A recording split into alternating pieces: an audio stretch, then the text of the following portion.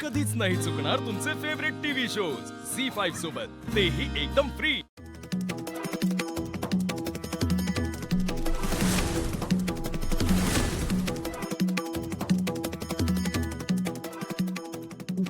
काय झालं? तुम्ही अशा का बघताय माझ्याकडे?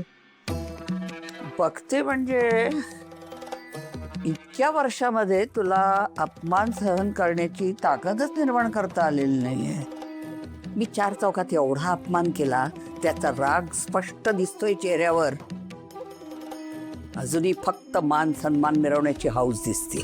तुझ्या डोळ्यात ना संयमीपणा दिसतोय ना विनयशीलता आहे। कसा दिसणार?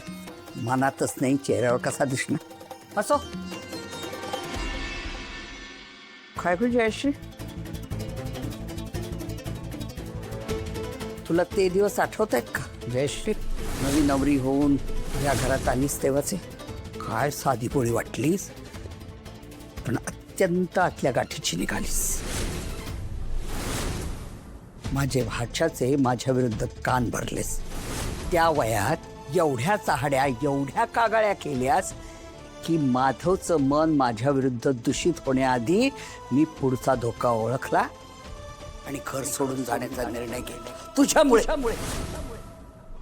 आश्रमात निघून गेले मी, ध्यानधारणा केली, तपश्चर्या केली, मनोबल वाढवलं मी माझं। पण तुला मात्र इथे रान मोकळं मिळालं असणार, मी नव्हते म्हणून, ओके नाही?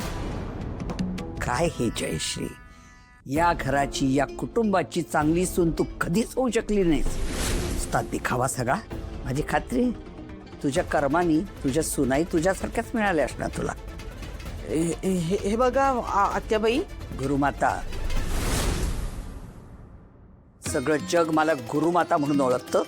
तू काही जगावेगळे नाहीयेस, म्हण गुरुमाता। बरं गुरुमाता, मी काय आता लहान राहिलेली नाहीये। माझी मुलं सुद्धा संसाराला लागलीत, सुनाही चांगल्या आहेत, कर्म वगैरे असं काही नसतं। असो, हो, वसुंधरेचं उदाहरण घ्या ना तुम्ही।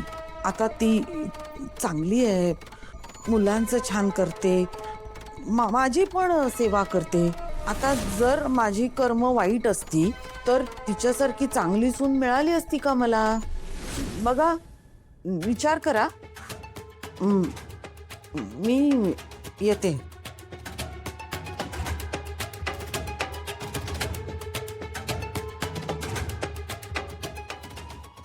म्हणजे या वसुंधरेमुळे हिचा अहंकार वाढलाय। हा वसुंधरा नावाचा अहंकार आत्ताच तोडायला हवा। जा ग, वसुंधरावर बोलवू ना, जा। हो गुरुमाता। झी5 ॲप डाउनलोड करा आणि पहा सर्व एपिसोड्स एकदम फ्री।